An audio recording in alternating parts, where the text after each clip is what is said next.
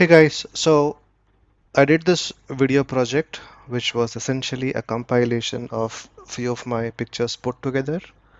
Um, and it was quite an intricate process, took me quite some time.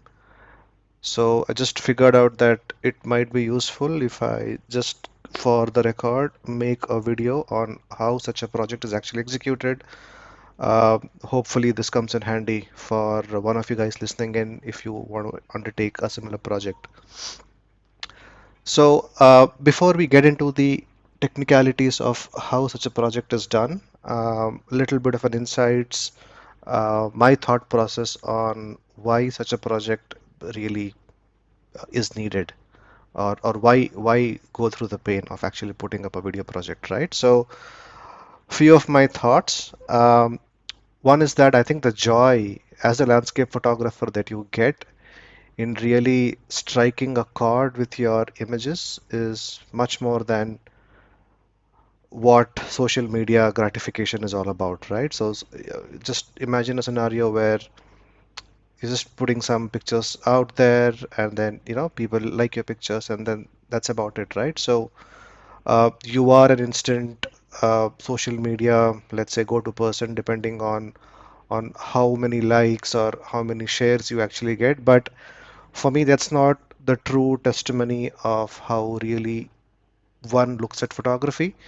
So I think it makes sense that all the pictures that you have come together into really striking an emotive chord with the viewer, or the viewer could actually be yourself, right? So I think such a project where you could talk through a very emotive process through your images makes sense. And doesn't have to be said that the kind of gratification that you get by looking at your pictures or sharing your pictures on, for example, a 55-inch Ultra HD TV is definitely much more than what the social media compression algorithms can gather, right? So I know that the kind of guys you are listening in, how much time and effort you guys actually spend in detailing out your photos and then bringing out every small little element. That is something that would only be, let's say, justifiable if you are looking at your pictures at a super ultra HD kind of a TV, right? So this definitely would be, I would say, the two primary reasons on why a video project would be a good reminder of really how your images come together. So I've broken this down into different phases. The first phase is plan and prepare, and here is where you need to have a very firm thought process and a very time-bound thought process on how you want to execute your project. Because believe me, it's going to take time. Okay, and given that people like us with absolutely no background in advanced video editing, we're going to struggle, right? And then it doesn't make sense if you just keep going back to the project and then keep redoing it.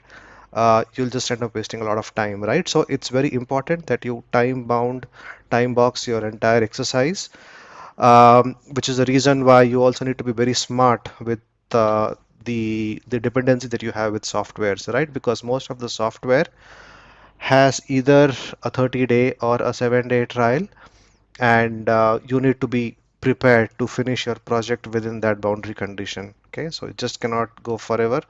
Otherwise, you just will have to end up buying these softwares, and that's going to come at a price. So, what all software dependencies do we have? And this is based on my research. Okay, it's not a prescriptive list. I was actually comfortable into putting all these pieces together. So for me, Photoshop is essential, right? That's where most of our production anyway happens. And I'll talk about some of the resizing exercises that you'll have to do specifically, given that it's going to be a 4K project.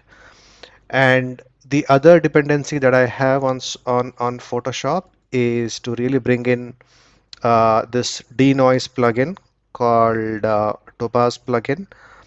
I've been using this for quite some time now. I don't use it practically during my photo production process these days, because these days Lightroom probably is good enough, into managing noise artifacts. But specifically here, since we will be working with images on 100%, let's say 1:1 ratio, so you will have to look at topaz to denoise some of the artifacts. So that's important. Camtasia Studio, this is something that I used, and this is optional, okay? And I use this tool only as a blueprinting mechanism, for me to really put some kind of a prototype together. It has nothing to do with the actual output, right? But it just helps you build the artifacts, and then how do you want your project to really shape. So let me show this to you in a minute on why and how Camtasia comes into the picture. And this has got a 30-day trial as well, okay? So you can actually work with this. Most of your production will happen on Adobe After Effects, which is a very complicated software, right? If you know any of your friends actually doing this, so you know that it's a professional grade tool, right? It's got so many things. This is a mandatory piece because this is where we will be producing the image clips or the motion clip itself, right? From your from your image. Now, I could not find too many videos on YouTube where such an exercise was done, so which is the reason why I thought that just makes sense, for me to put this together. And sharpening is another aspect that you'll have to take into account because, guys using Photoshop, we use different sharpening plugins. For example, TK Panel has this very nice sharpening artifact, right? And then you could also use other sharpening filters. Now, you don't get that out of the box in Adobe After Effects, and that's the reason why I had to look up a plugin, Dojo plugin, and I'll talk through how this helps you manage your sharpening artifacts. Adobe Media Encoder is what we'll be using to finally export out our images, and our final output will be encoded in H.264 encoding format. And that's really, I think, a good place where you can do a compromise between the file size and the quality of the video as well, right? Because if you guys have made videos in QuickTime, you probably know that even a 10-minute video would probably run into multiples of GB. So you need to manage that artifact, which is why Adobe Media Encoder gives us a good firm grip on the H.264 encoding format. Finally, Adobe Premiere Pro is where we will do our final treatment, and here is where all the video bits that you have and the audio that you've selected comes together, and then we do the final stitching, and then ensuring that the audio and then visual is actually in sync, right? So that's the final part that we'll be using. Now, let me talk about some of the aspects on the resolution that you'll have to prepare yourself for.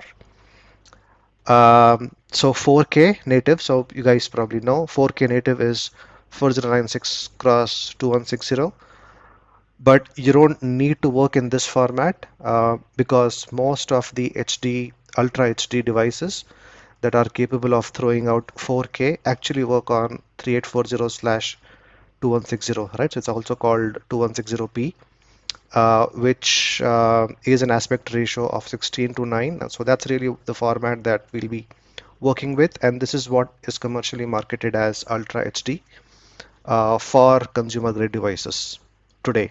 This may change very soon, but for now, I think this is an acceptable resolution that we can work with. So all my shots are from Canon 5D Mark IV, and that generates a 31.2 megapixels, which ends up 6720 cross 4480 pixels of aspect of image size, and that's an aspect ratio. That's a very weird aspect ratio of 16:10.6. It's a very non-standard one, but that's what I have, right? So most of my images end up with this resolution and then this pixel ratio. Now, like I said, since we're working with 3840 cross 2160, So you will have to do a resizing exercise where you'll have to resize your images to 6720 cross 3780, right? So that's really my target, let's say, aspect or the final image resolution that I'll be working with. So this is something that I will be doing in Photoshop. So we'll come to that. And the next step is maybe the most important one, or the one that really will determine the satisfaction level that you have with respect to your color reproduction profile. And here is where I wanted to ensure that my images, the way how it shows up, on a JPEG, exactly has, let's say, the same color depth also in the video production. And the reason why I say it's important to care for this is because when I actually did the first output, I mean, it was nowhere near how the image actually was, looking. It the shadows were all washed out, and then the highlights looked very funky. So I was very unhappy. I had to go back and then do some little bit of a research on how do I ensure this compatibility. So I will be talking about how you can work with a ProPhoto color profile, which is what I believe most of us photographers work with. And there absolutely will be no JPEG artifacts in this handshake. So all the way from Lightroom, into your Nik plugins, into Photoshop, After Effects, Premiere Pro, we'll actually be working with ProPhoto color profile, 16-bit, right? And then I'll talk about what are some of the other aspects that you need to care about, right? And which is where you need to work with a custom lookup table profile, right? So this is something that I will share a link on where this can be downloaded from. But this is needed, right? Because you do all the right things, but still you would end up, you'll realize that your final output don't have the correct gamma settings. So you need to counter those gamma shifts.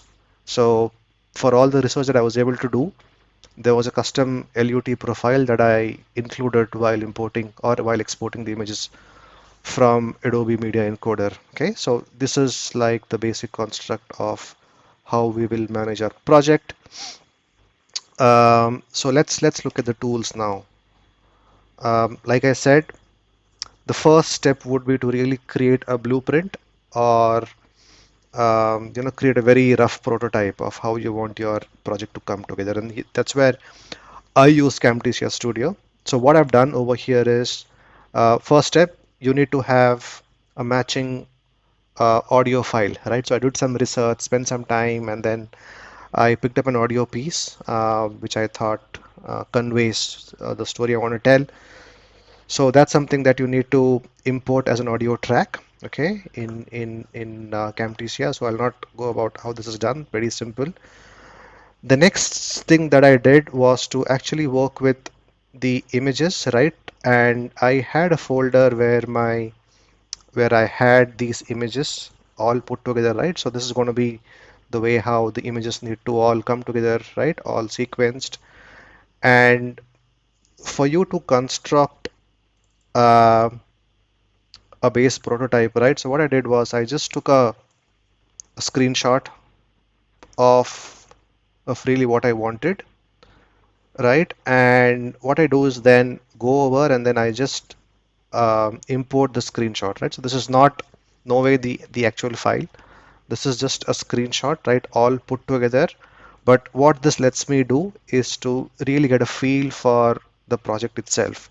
Okay, so you actually can space out the way how the transition happens. For example, if you can actually see this, if I can zoom in a little, so you see that there are places where the audio tempo really goes up and down. And I wanted to ensure that this is roughly the place where the shift also happens. Okay, and this is where Camtasia is very useful because you could actually drag and drop. Okay, so you pick up you pick up your screenshot, and then you actually can drag and drop, you can place it, and then you just do a brief play, get a feel for really how the transition is happening. and you could always adjust. Okay, so that's really the power or the flexibility that you have with Camtasia, and then you could do all of this even before you start exporting the clips, because this is going to take time, I can assure you that, for you to be really satisfied with your work. So there's no point downloading all these expensive softwares with a 7-day trial period and then just figuring it out how your project needs to come together, right? So it will be good if you can sort of have a visualization for your final project. Do it in Camtasia. Just work with screenshots, right? Put all these screenshots together, work with your audio output, and get a feel for whether it's all coming together, right? So it can be like a very, very rough template. And believe me, this will really fasten your workflow, because eventually when you want to then put your clips together in Premiere Pro, then it's just a matter of following the audio timeline and then following these time spaces. So you can really accelerate your work. Okay, so how do my files actually look? Okay, this is standard. Again, created a catalog with all the photos I want to squeeze in together, and this is how my Lightroom palette looks. Okay, so nothing, pretty straightforward. I work with TIFF, work with Profoto, 16-bit, and then optimized for zip compression, and then all of that, right? So nothing great here. And I want to give you a quick peek on how I follow the color profile settings in Photoshop. Again, for guys who followed some of the videos by Sean Backshaw, who talks about TK panel, you know this already, right? So you go to color settings, and I think most of us work with Profoto, which is set for gray point of gray gamma 1.8, right? And of course, there are other settings as well that are there. You'll probably have sRGB, you have Adobe RGB, but Profoto is what I work with, right? So that's my custom profile. And this is important because we'll carry forward the same settings also in Adobe After Effects. Okay. And what I've done is, after all my final files have been created, right, processed, just create a copy and merge it into a single layer. Okay, you don't want all those complicated layers, right? That will really beat up your file size. Delete all your alpha channels as well. Just work with RGBs, and your final, let's say, flattened out image. That's practically what you need. And just save this in a PSD format. Okay, don't convert this to JPEG. We will work with 16-bit PSDs.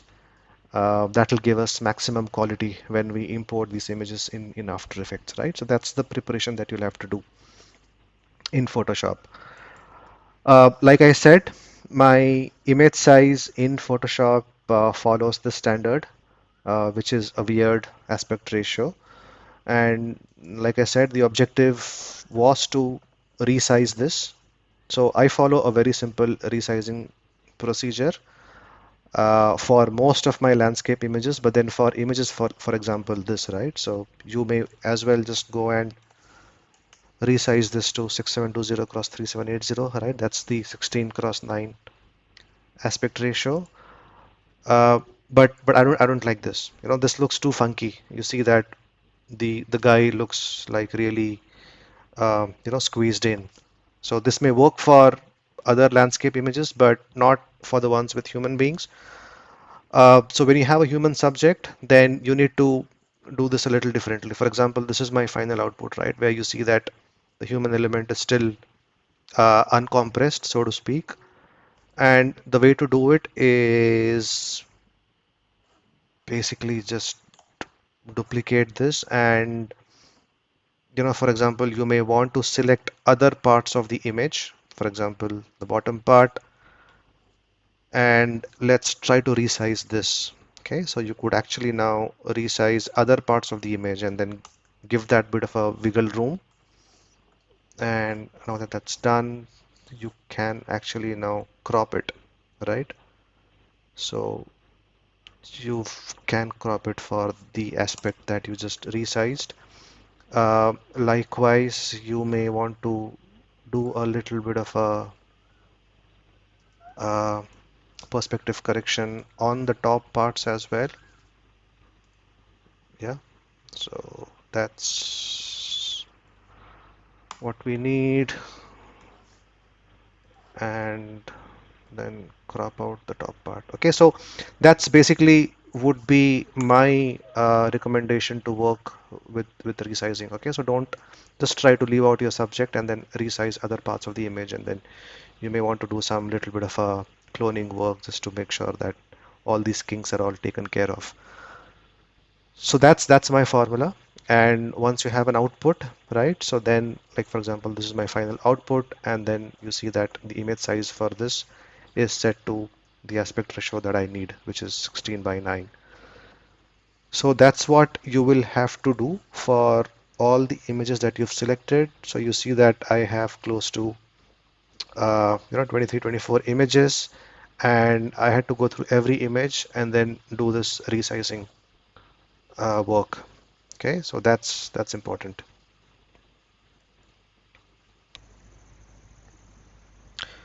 So now there are two more parts that we need to care about, noise reduction and sharpening. Now you need to remember that you cannot apply your usual sharpening template the way how one would typically do in Photoshop, right? So you know the drill. The usual process would have been to just resize your images um, and do a sharpening based on the TK panel, right? So this practically works for most of us, I guess, but the reason why you cannot do this is because, as you see, this is actually downsizing your images to 72 ppi, which is not what you want, right? So you want to ensure maximum depth. So that's the reason why I will not be doing this. The other option that you could do is actually use sharpening the good old way, which is just go and do a high pass sharpening, um, pick up an appropriate value and change the blending mode. Uh, and this is fine, I guess. This may work, but what I've seen is that this also introduces some artifacts. Um, So it's my preference that I prefer to do the sharpening in After Effects, and this is something I'll show quickly. But it's up to you, I guess. There is no hard and fast rule. So for now, let's just discard this. And like I said, the other step is to also care for noise reduction, and which is where Topaz Denoise plugin comes in. And of course, this is already um optimized for noise reduction, so I'm not gonna do anything over here. But in general, the idea would be that if you see a lot of noise artifacts, just smooth out the details, um, because I can tell you for sure that when your images are seen at 100% reproduction, usually noise doesn't look too pretty. Okay, that's the reason why you'll have to optimize and care for any artifacts that come at that 100% reproduction rate. Okay, so I'll just cancel this, but now let's talk about the settings in After Effects.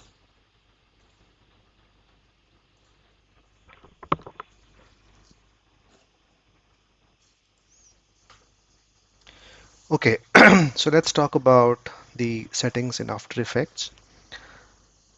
Now, if you've never seen After Effects, maybe it may make sense to just look at some quick uh, tutorials on what After Effects is, what it actually does.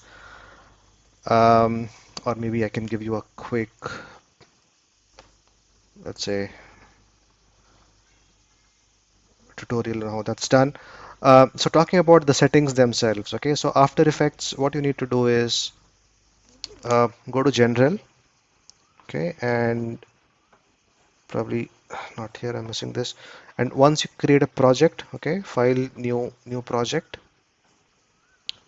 you start from a new composition, and here is where you could actually set up different presets. Okay, and the one that we will work with is UHD 4K with 30 frames per second. Select that as a template. It'll set out the height and width for you, and this is where you need to specify the length of your composition. And in my opinion, a length of 10 to 12 seconds should be more than enough, because you could always use that, and then you could speeden up your final clip. So most of the clips that I worked with are 10 seconds duration. So set it up for a 10-second duration, and you've actually created an empty project. Next thing that you need to do is to set the project properties, and here is where you need to go to color, and in case if it's not picked up, right, so pick up the depth as 16-bit per channel, and set up working space of ProPhoto RGB. That's the one that we were working with in Photoshop.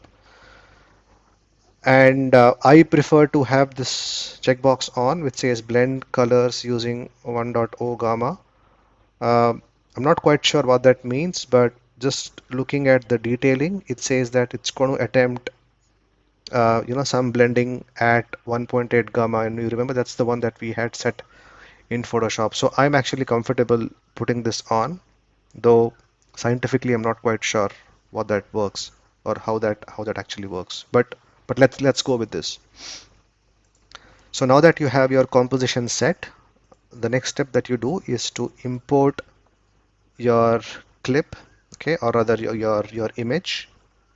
So let's say that this is the first image that we have. This is the one. Create a composition. You can actually enable this. So from your imported file, it's going to create a base composition, and then you see that this composition is now set out.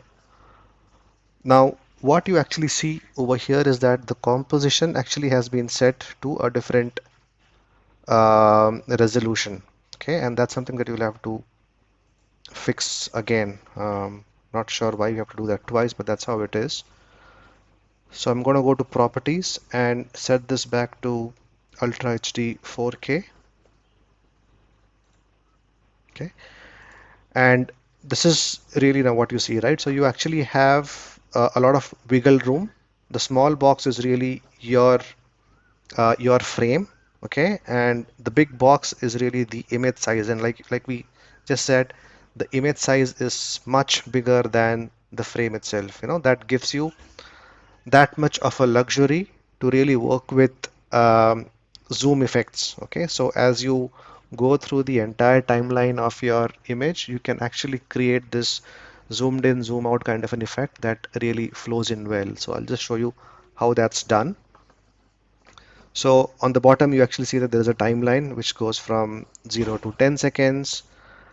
Um, and the crux of After Effects is to really work with what they call as keyframes. Okay, so keyframe defines a point in time behavior. So for example, when my clip starts, which is at 0 second, so I'm going to drop in a keyframe for position and scale. Okay, which means that I'm okay for it to be actually scaled at 100%.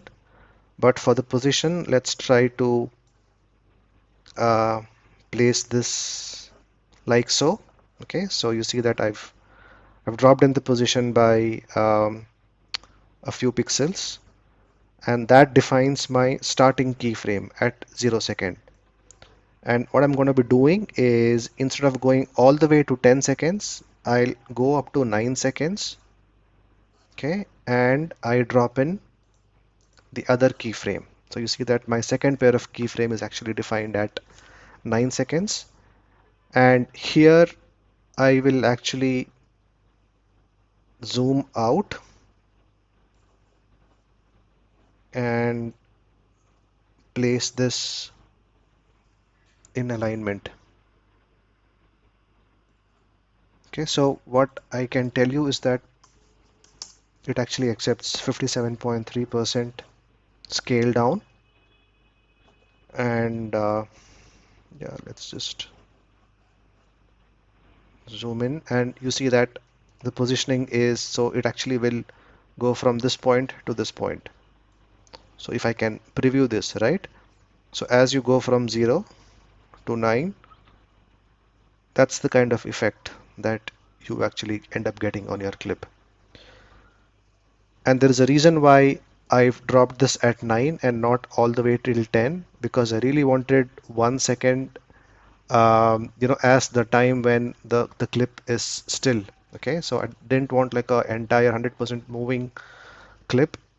So it moves till 9 second, and then it gives me, let's say, my final image 1 second on the screen, which I believe creates a good effect.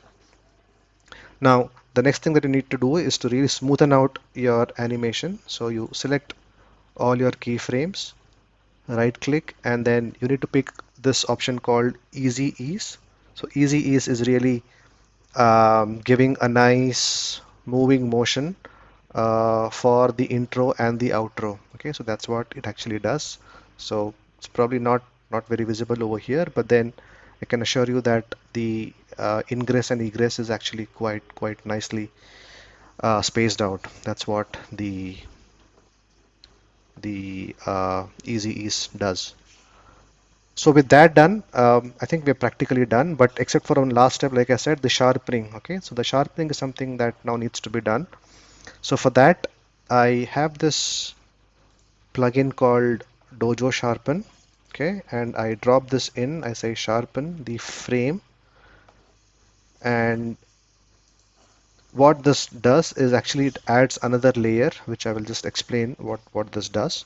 So you see that there is another layer, that actually the sharpening layer that got dropped in, and it does a few things. And one of the things that it actually does is edge detection. So you see that this is very similar to the way how also the edge detection in Lightroom and Photoshop works, right? So you see that this is the edge, the one in black is the one that will eventually sharpen. The portions in white is unsharpened. So you could increase the strength. So for example, I could go from uh, the default of 25 to, let's say, 50, just to exaggerate. So you see that the sharpening is a little bit more prominent as you increase your point size, um, and that's really what you do. Okay, so you really don't get to the way how you work in Photoshop. You really cannot erase from the adjustment layer. At least I wasn't able to figure out how to do that. So I'll just take whatever it actually offers by default, because I believe that this is a good algorithm and it actually sharpens only the uh, the edges. Okay, so I'll actually work with that.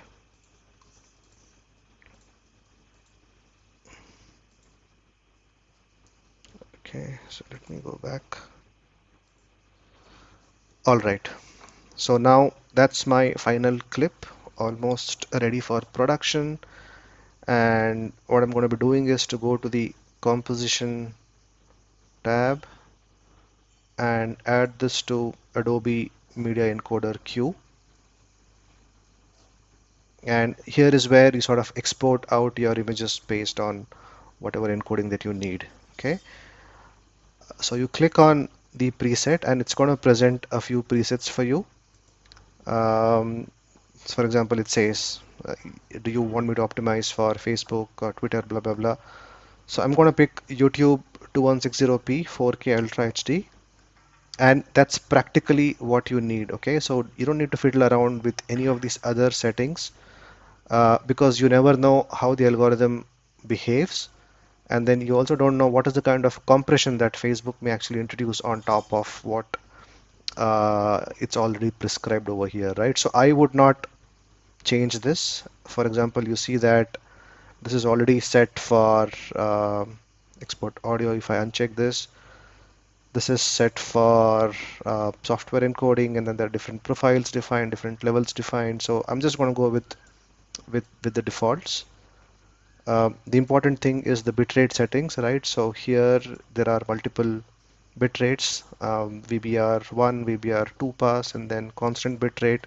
What I'm told is that 40 is a good bitrate setting, which should be good for a uh, high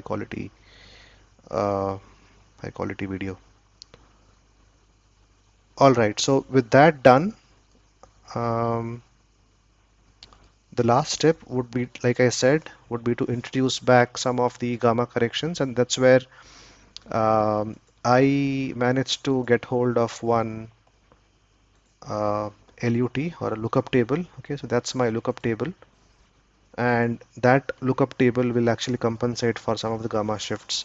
So you see that on the left hand side, there is again a lot of shadow element that got introduced, but that's not how the final image will turn out. Okay, you need to believe me that the final image will exactly turn out the way how you expected. So with those settings in place, uh, you just say okay, and then you start the conversion, and this is going to take. I think I see some discrepancies here, so maybe the settings did change as I was fiddling around.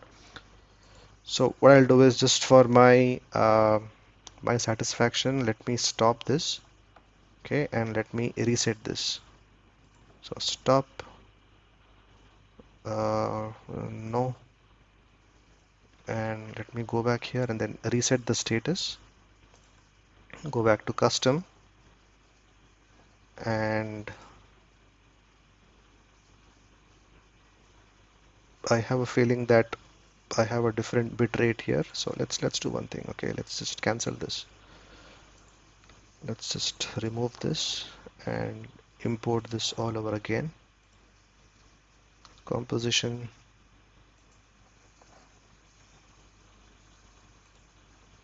click on this, unselect audio, effect, apply the custom lookup table. And it's actually okay if you use maximum render quality. This is something that I've noted doesn't affect negatively your final output. So with those settings, let's say okay and start.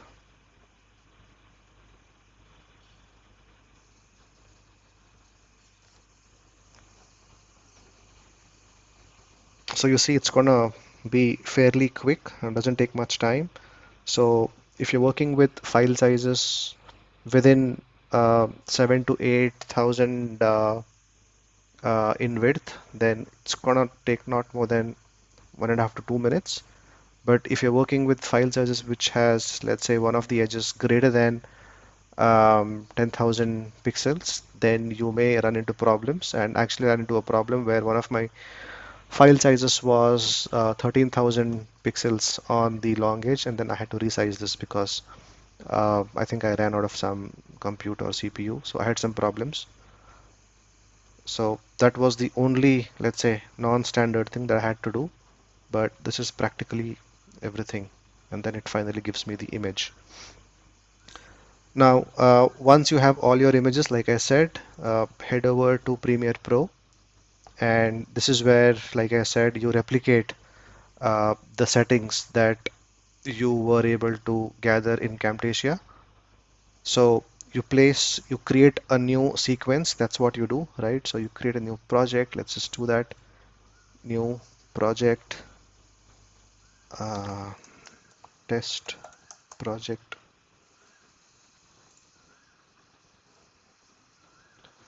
And the important thing to have in a project is what is called as a sequence. Okay, but this is what you put together. So you actually select a sequence, and then there are different templates available. So the template that I picked up was a 4K HT template, and this is set out for example, a 30 frames per second frame rate, progressive scan. So this is all I need. Okay, so there you are. Okay, so that's my sequence, and I keep importing the different clips that I need over here, and then actually I can build the entire timeline. So that's practically how you work on Premiere Pro. And if I go back to the project that I had, uh, which is here.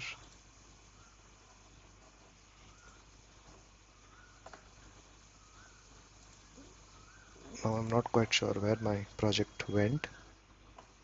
That's one. Yeah, project trial. So this is the project where um, you bring your sequence together and you ensure that the audio and video actually matches. And what I had also done was to uh, set the speed and duration for a clip, right? So for example, here you can actually increase or decrease the duration because remember we actually pulled out our clip for 10 seconds. So you could actually either speed in that or you could slow that down. And I do that in compliance with the settings I wanted, for example, in Camtasia, right? So for example, here you see that the first clip extends from 0 to close to uh, 8 seconds or so. So you actually have to figure out which way to play this. Okay, so you can do this by hit and trial. So you either crank up the speed or you crank up the duration, and then you come to a level which you think is good.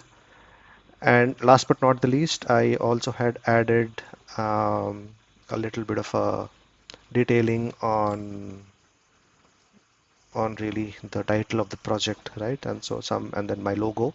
So you just drop a logo and then you stretch the logo all the way to through the timeline, and that's how you actually add the logo.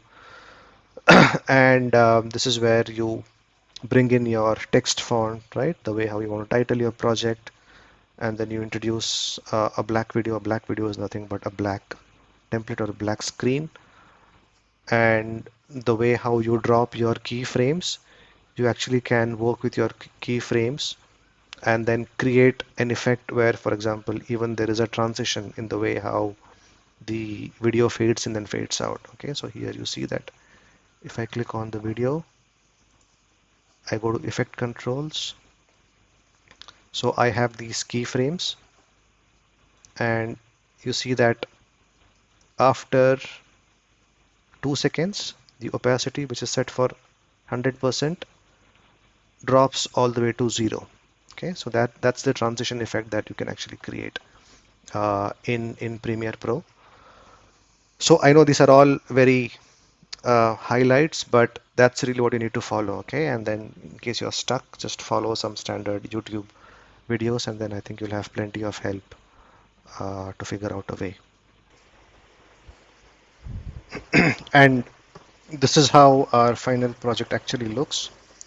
So going back to After Effects, Media Encoder. So my file is complete. Okay, so this was the one that we exported. So you see that this is exactly how uh, the raw also looked.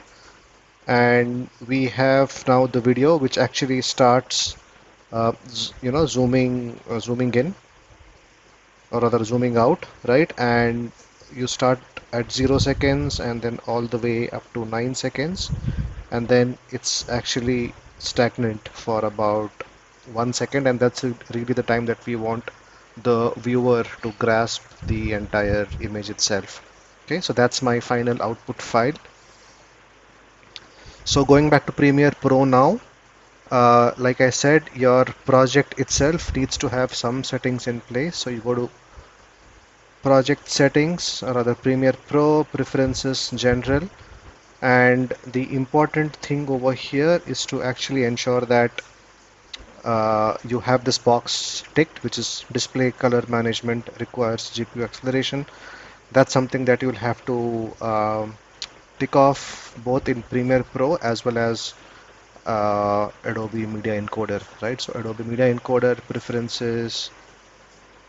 So you see that enable display color management. So these are two important settings. So I go back to Premiere Pro, my project, right? This was the project.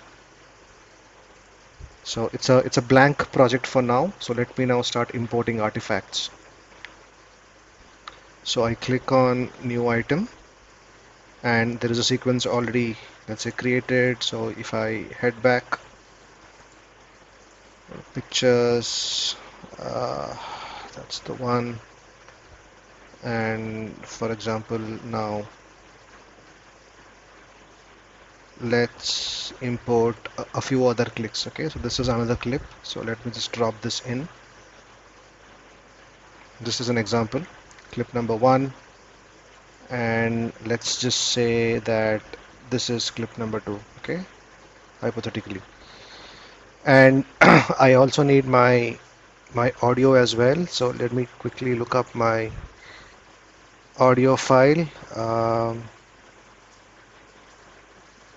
Can't spot it now.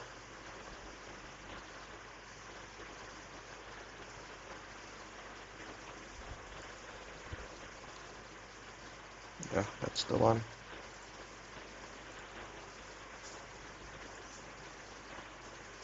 Okay.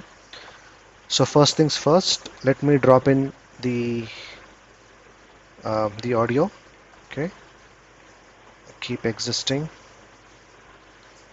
And what you could do is you could keep working at different levels of zoom. So you see that it's actually got an audio and a video as well. I don't care for the video, so let me go and delete this track. So I just have the audio. So the next thing that I'll do is I'll start picking up my clips. So I'll import, let's say, the first one, and this clip is for, I think, 10 seconds. And then the second one, and then let me place this or stick this to where the first one ended. Okay, so that's how you start sequencing these clips together.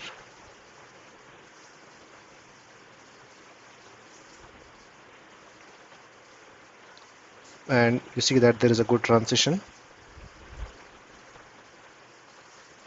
Now let's say that I wanted the first clip to end over here, and this is where you see that there is just for example sake some break. So what I'll do is I'll select my first clip, go to speed duration, and let's say that I roughly want this for 5 seconds. Okay, you see that it actually now goes all the way to 5 seconds, but it's still not perfect, right? It needs to end exactly over here. And the way to do that, at least what I have known, is to just keep guessing. Okay, so instead of 5, now if I go for 5 seconds and 20 frames. Okay, so 20 frames is maybe a little too much, so I need to pull back. So let me go and pull this back to, I don't know, maybe 13 frames. Okay, not yet. So this is like really the painful part. Okay, you need to keep guessing. I don't have a better way to do this. I'm sure it exists, but just that I'm not up to speed. So now you see that the clip actually ends where the tempo changes, and maybe this is what I need, for me to create the desired effect. So that's the way how you start sequencing this together. And let me go and then start pulling this in. Okay, and join this.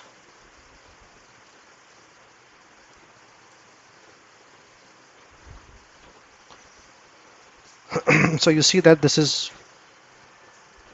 probably the most time-taking activities, and which is the reason why you do a precise work in Camtasia, stitching it all together, and you then just replicate the setup.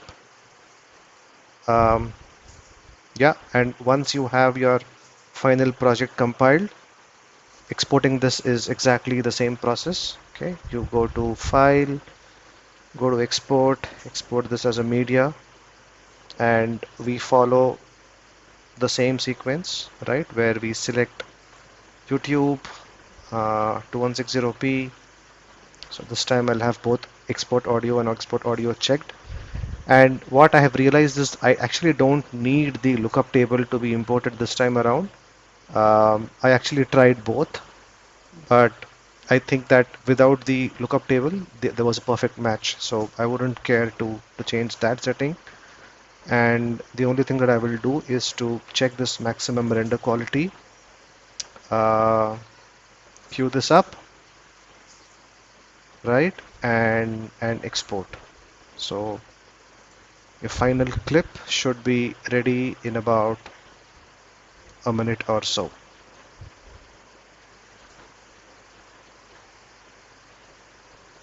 Okay, so there you see your preview.